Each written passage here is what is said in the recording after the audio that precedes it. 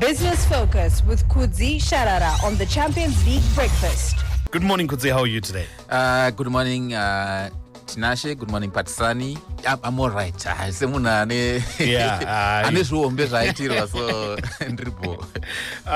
Okay.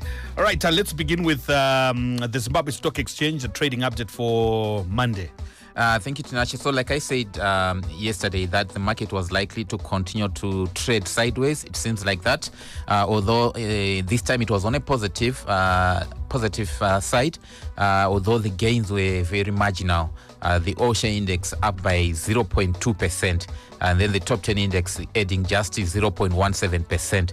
And then just looking at which counters were the top risers and the top fallers, Pro Plastics was the top riser with 8.76%. Again, you can see the difference between the gains that we were recording in the last couple of weeks, where you could get double-digit gains or double-digit losses. In this case, single-digit losses and gains. Jerryboard also putting on 4.36%, GB Holdings adding 3.33%, Marsh putting on 2.47%, and then Wheeldale up by 1.7%. On the downside, the biggest loser was Tenor, but you can also see their single-digit loss, 4.95% drop. Zim Papers easing by 4.63%. Ariston down by 0.62%. Tanganda also down by 0.46%. So for those who want to, like, for example, there are companies that they are in the same sector. If there are two companies that are in the horticulture sector that have got almost similar business models, it's Tanganda and Ariston. They both do tea. They also do macadamia. They also do avocados, among others that are similar. And then obviously Ariston goes on to do things like apples and other fruits. So that are meant, and both mainly target the export market. That's Ariston in Tanganda, but all closing in the negative territory there. Star Africa also down by a marginal 0.28%. Where were investors putting their money? Most investors were putting their money into Econet, about 6.3 million ZiG changing hands in Econet. Delta getting about 1.9 million ZiG. OK Zimbabwe 791,000. Citco and NMB 568,000. One thing, Tinashe, when you are investing in shares that you also need to consider is what we call the liquidity of the shares. There are shares that rarely trade. No one trade once per mwezi. Kana trade mwezi yakawanda isinga trade. If you are someone who is like you are not buying for the long term, you need to consider that. Why? Because unogona kutenga share isinganyanyo trade. Musoone ngowati ndada kubhadhara ndaka investa kuti ndizobhadhara mari yemwana school fees ku university anditi share ere hapana kana mabuyers. Or you see, saka that is important. So that's why you see Panama counters there. Where are investors putting their money? Their counters zingato short ipapo. You always see Delta is there, Econet is there, and now OK Zimbabwe. It means that they are very liquid. Any day, no one tenga uchitengesa. So I asinga trade. Why invest in them? Kana asina deal because zvangofana noisa mari pasi pembedeka. No, anotora nguva yakareba asata trader, and one of the reasons why they are like that, they are tightly held by the majority shareholders and institutional investors. So you find with my pension funds, guys, try to invest into this company real estate. Havangotengese zvatinoita isu sema individuals. Vanobva vabata vanotogona kuti for the next 10 years trakubata mashares ecompany. So you find kuti kune mamwe ari, like for example, I will give you an example, National Foods. National Foods is tightly held by its major shareholder, which is Insco. Right, and also Tiger Brands in South Africa. Those are the major shareholders in National Foods. I think both have close about around 37-38% thereabout, both sides. So that counter is tightly held and they rarely sell because no is the company. And then maybe people my institutional investors who also don't sell frequently. So I ukapinda as a retail investor. Paunozoda kutengesa unogona kuita ma-challenges ekuti you not kuti mari yacho ndoda kuishandisa this week but hapana ma-buyers. And it is so you also need to consider that. Saka pazvinenge zvakadaro ipapapo zvakaholda like that, it means inini mari yangu yandakaisa imomo ari kuita profit panguva iyoyo ndiani, inini or the company? No, it's if the shares are moving, are gaining, and it's you who is making the value. What if of they are those not shares moving? anongoramba aine value Same yawo, value same iyoyo. value Itori yawo. matrix manje. Investa nematrix. But you see, some of these counters, like for example, the one that we gave, let's use it again, National Foods. You find that it regularly pays a dividend. Okay. So you always Even get, though it's not moving. yeah, well, it will be moving or even not moving, but it pays a dividend. Why? Because even share price rakangomira anditi, but business ruto fire. Okay. And they are still in operation, they're making sales, so they declare a dividend and you get your dividend. Yeah. I'm not saying kuti hatotrade zvachose, but mamwe anogona kutora nguva asina kutrade. Ifaiti kune mamwe makambani atisati tambotaura nezvawo panapa. Why? Because they really trade. Makambani akaita sana Veko ya Dr. Chiangwa. It really trades, you know. So imagine waisa mari yako imomo unogona kuita lucky rongotowa pawada kutenga wobva wasanganidzana nawo. And then paunozoda kumatengesa woita machallenges. So something that is important to look at when you're investing. Company are we focusing on today from the Zimbabwe Stock Exchange? Yeah, I think today we can talk about Micos. There is now another Moxon on the helm of Micos Limited. You know, for many years, the CEO and at some point executive chairperson of Micos was Mr. John Moxon. Yeah, the old man. And now we have another Moxon at the helm of Micos. That's Mr. Matthew John, again another John. Matthew John Stewart Moxon. Has now been appointed as the acting chief executive officer from the 4th of until a substantive chief executive officer is appointed. So he's the acting CEO there, Mr. Matthew John Stewart Moxon, who is currently he serves as the managing director of Thomas Micos Properties Limited, and he is also a director at Tanganda, which is also largely owned by the Moxon family. So that's interesting there. He has replaced Mr. Malcolm Mycroft, who is the CEO of who was at the helm before this, but Mycroft remains the managing director for TM Supermarkets, which is also a part of the Pick and Pay group. And then they are also, this is still on Micos, they are also telling us that remember, they gave us a cautionary statement on the 19th of September saying that they are selling certain of its assets, and they are saying those negotiations and discussions are still in progress, and if successfully concluded, may have material effect on the company's shares. So for those who are trading Micos shares, you have to be aware that there are discussions that are taking place for them to dispose certain of their assets, and those discussions are progressing well. So yeah, that's Micos there, our focus company on the Zimbabwe Stock Exchange. All right, thank you so much for that, Kudzi. You've got questions to do with business, drop them up on our WhatsApp platform 0719 100 404, and Kudzi will be able to respond in the next 11 minutes before we out with Business Focus. But Kudzi, how active has been the VFEX? Thank you, Tinashe. Maybe let's start with how it traded yesterday. It was just up by 0.03%. So not much movement there on the VFEX as of yesterday.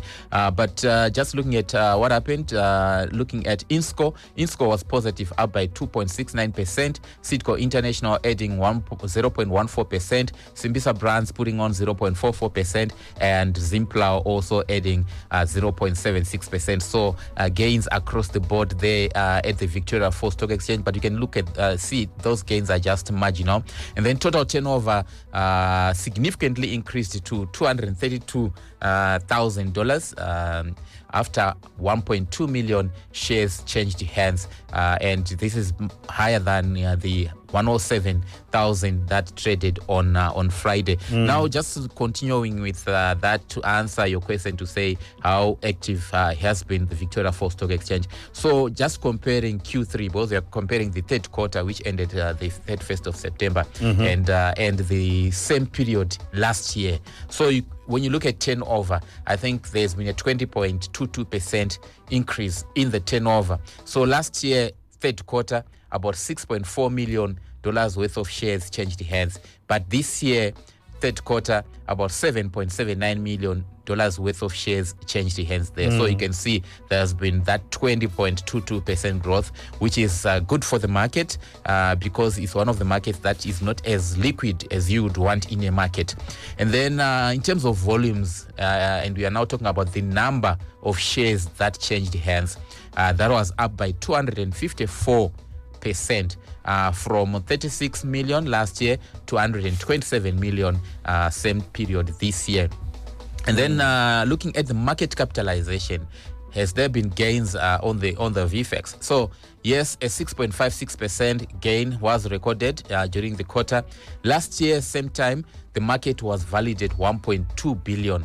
That's the VFEX, but now it's valued at 1.3 billion. But that might not necessarily mean that all the shares gained, because there was also some counters that were added on the VFEX from the ZSC that were added to the VFEX, and obviously they also brought in value to increase on the market value there. So that 6.56% gain is not entirely because of price movements, but it also because there was an additional company that was listed on the VFEX. And then the all share index was up by 5.63% rather. And then now we want to compare second quarter this year between from April, May, June versus July, August, September. We want to compare now. So when you look at turnover, the amount of money that traded, it went down significantly by 22.64%, which means that there were more trades during the second quarter than they were during the third quarter. You also look at but on the volumes side, the number of shares that changed hands, there was an increase of 151%, which means that more shares, 127 million, traded versus 50 million that traded in the second quarter.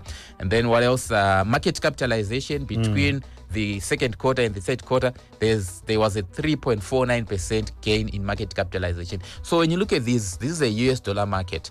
The gains are totally different to the gains, some of the gains that you see on the ZSC, where in most cases is double-digit growth. But this is in US dollars, and the gains are not as much. But I would say that 3.49% gain for me is a little bit on the low side. But zvinoita here kudzi kuti a counter can be listed on both VFEX and Zimbabwe Stock Exchange? No, azviite. And one of the reasons why they decided, initially they wanted to do to company inogona kulista 20% of their shares on the VFEX, mamwe 80% oramba ari kuZSC. But challenge yaizoitika yakafanana nechallenge yakaitika pakalistwa Old Mutual. Old Mutual was listed on the Zimbabwe Stock Exchange and also on the JSE in South Africa and also on the London Stock Exchange. So vanhu zvavaiita manje vaicalculate hence Old Mutual implied rate. Okay.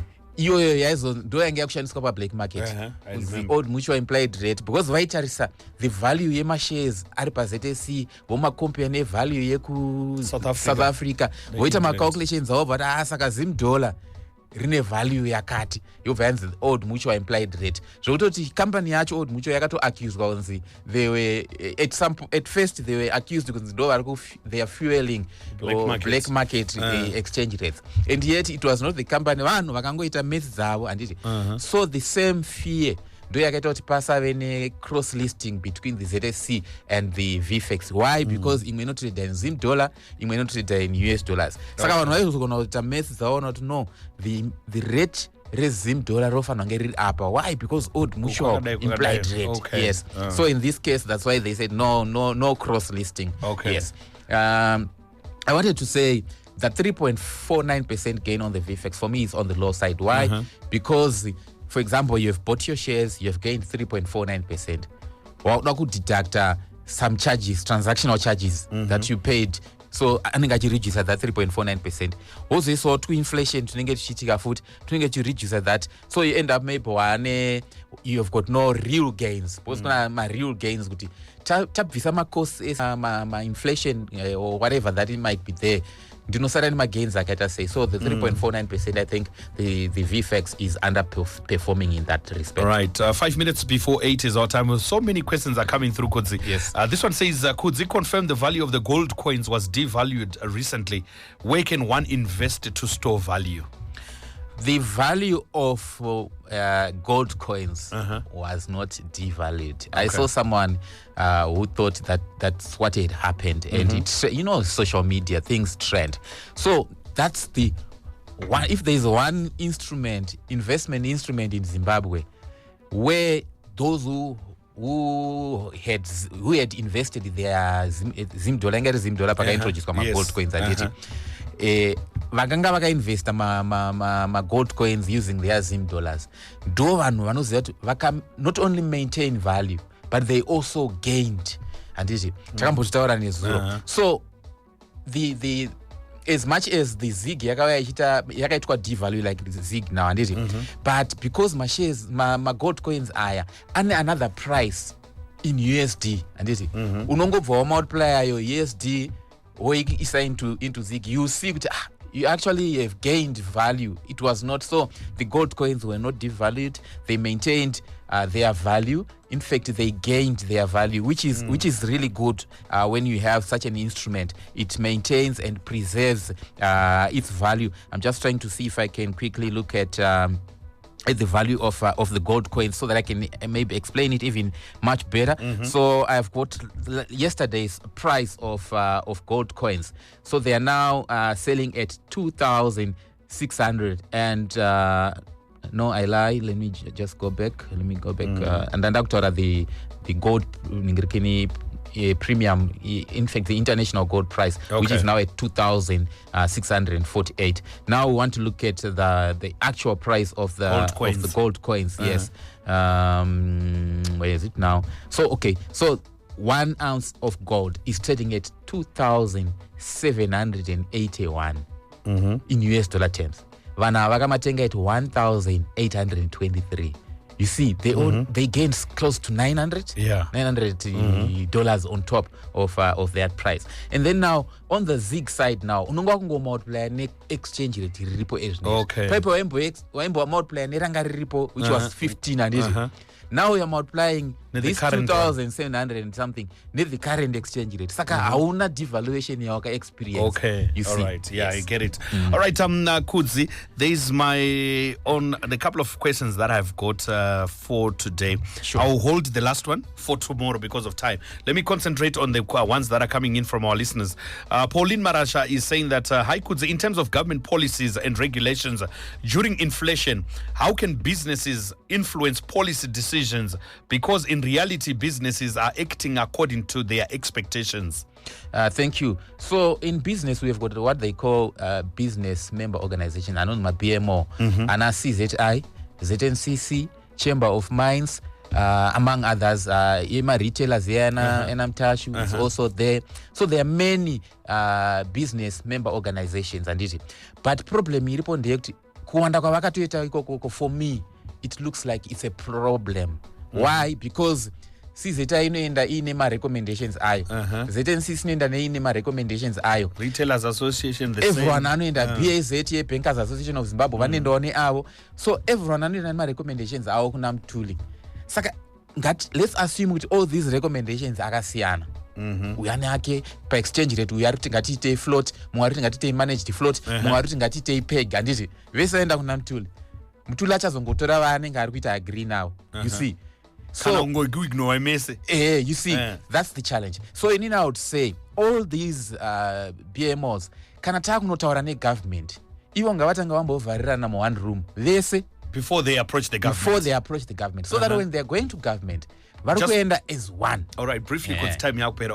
So vanofana kungoti ivo vatanga vawirirana. Yes. Voenda with the common voice. Yes. Okay. Thank you so much, Kudzi. So many questions. We are going to note them down so that we will respond to them tomorrow. But all the same, thank you so much for Business Focus for today. Thank you, Tinash. Business Focus with Kudzi Sharara on the Champions League Breakfast.